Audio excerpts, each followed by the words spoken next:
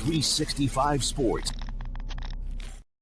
All right, we've been doing this all season, comparing this season of the Pacers 2020, 25-26 to the 83-84 worst season ever and where they are at this point in the season. This year's Pacers have gained a little ground, even though they only won one game. They're only 3 games back from the 83-84. 83-84 was 13-32 this season. They finally made it to 10 wins. 10-35. Double digits, over halfway through the season. It's looking really rough out here, but it's kind of what you expect whenever you start player goes down. Yep. Well, I'm Kevin. He's Liam, my son, and we are happy to present 365 Sports Indiana as part of the 365 Sports Network. Welcome back. This episode, we will go over the good start of the week and finish for the Pacers. They're still undecided what is the best for the organization, short term and long term. Let's discuss as we go all over. Yes, you can follow us on TikTok and Instagram at 365 Sports Indiana. And don't forget to like and subscribe on YouTube or wherever you get your podcasts. First game, Pelicans is 127-119. It's a great win. Second quarter. Yeah, the win.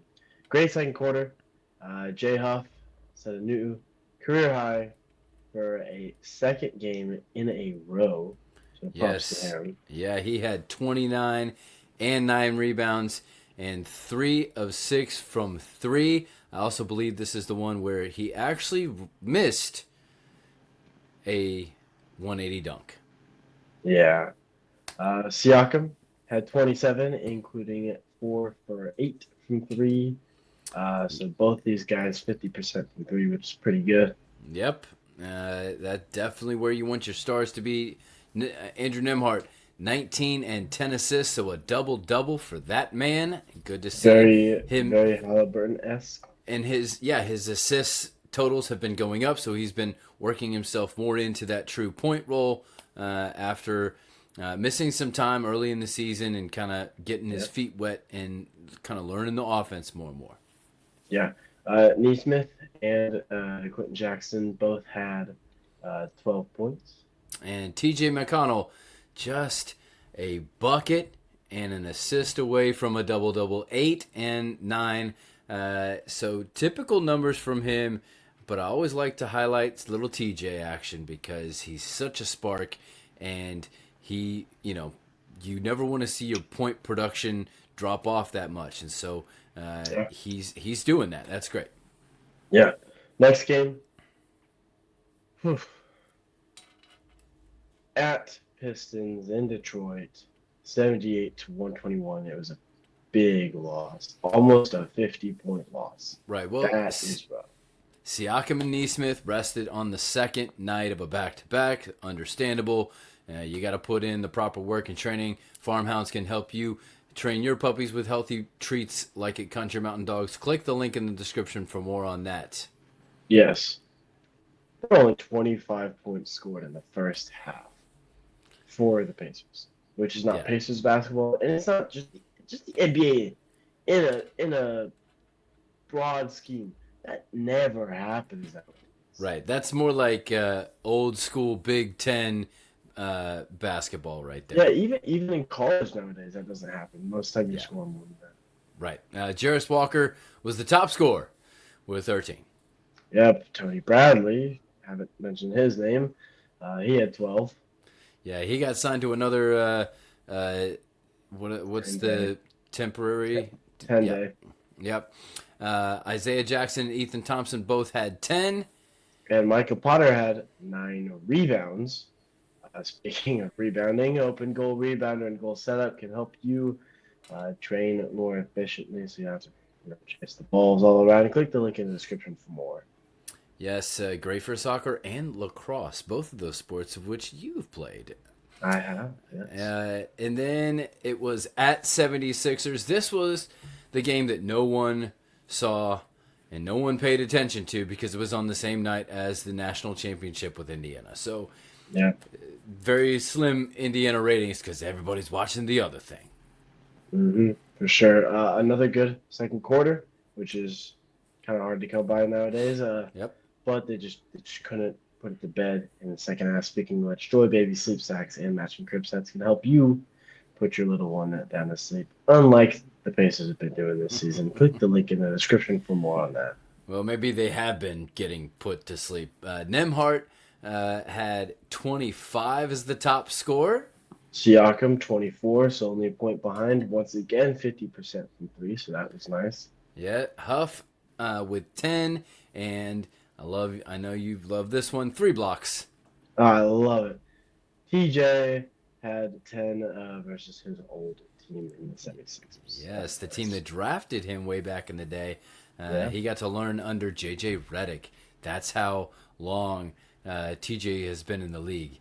Now Redick being a coach now, after being out of the league and then coming to coaching. Then the last game of the week at the Celtics, 104-19 loss. Slow start. The slow start was just kind of too much to overcome.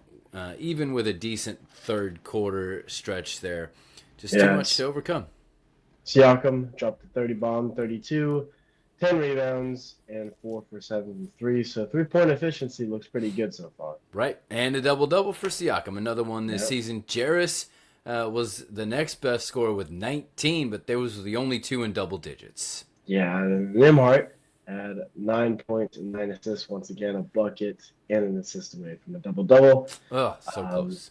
That is very, very much a Halliburton stat. Right, but it's a Halliburton stat line from a loss as well. You gotta get to 15 and 10. That's the formula. 15 and 10, 120. That's what we've said since the playoffs. That's the mark. So they weren't able to hit that. So that brings up the topic of discussion that we've kind of touched upon.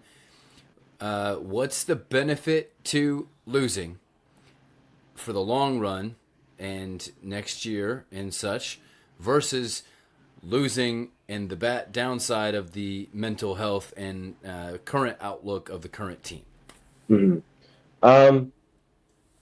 Obviously, you have players who want to win now. And I do believe you can win now. You just have to wait until next year. You have to wait till Halliburton's healthy. There's a reason you didn't win the finals. That's because Halliburton went down. And I think we're finally seeing how crucial Halliburton is to this team. Everybody kind of doubted it and stuff like that, but he just provides. The reason why he doesn't score that much is because they're double teaming him and stuff like that. So there's a guy open, so he's going to pass it because he plays smart basketball. So the mental strain is tough losing because your job is to win. That's what you're getting paid to do. But we knew this was going to happen. We knew this year was coming. There's no point in winning any more games. Lose so you get a higher chance to draft in the draft pick. Get a good guy, get a really good rookie coming up that maybe you can put into the starter rotation immediately, and then go win a championship next year. Put in the rookie, piece it together with what you have, and go back and reset to what the expectation is based off of last season, not this season.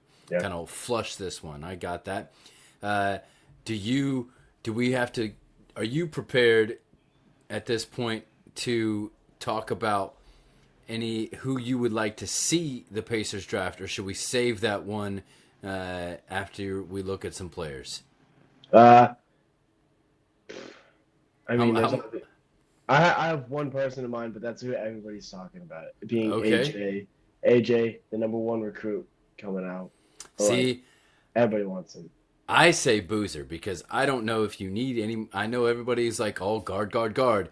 I don't know if you need a guard. I think you need to continue with the stretch big because here are the list. I pulled it up real quick while you were talking. Here's the list of people who would be entering into a contract year. There will be free agents or contract year at the end of this season. Matherin, Jarris Walker, Ben Shepherd, Jay Huff, Isaiah Jackson, and Neesmith. So that's a long Big list. guys. Big That's guys. but that's your two main big guys, and Yeah.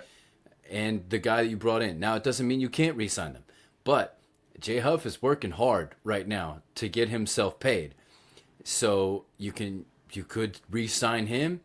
You could also, I don't know if Isaiah Jackson has shown you enough for that to be a high priority, but you could sign Huff and get Boozer, and then you've got your guy now and your guy later.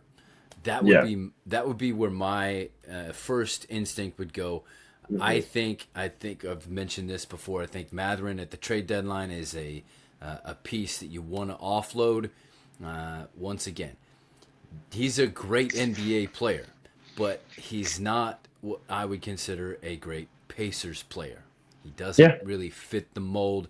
It's been beneficial from time to time, but in the big picture, I don't know if that is. And if you need a guy who can take the shots, because the way that for those of you that don't know, the way that Matherin is beneficial is he's able to just kind of play ISO ball, like just get to a spot, shoot, make it.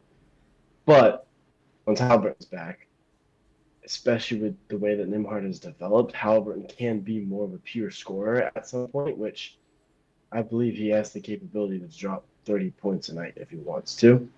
Obviously, I love the way he played basketball earlier, so I'm way more okay with a 20 and 10 than a 30 and 2, something like that.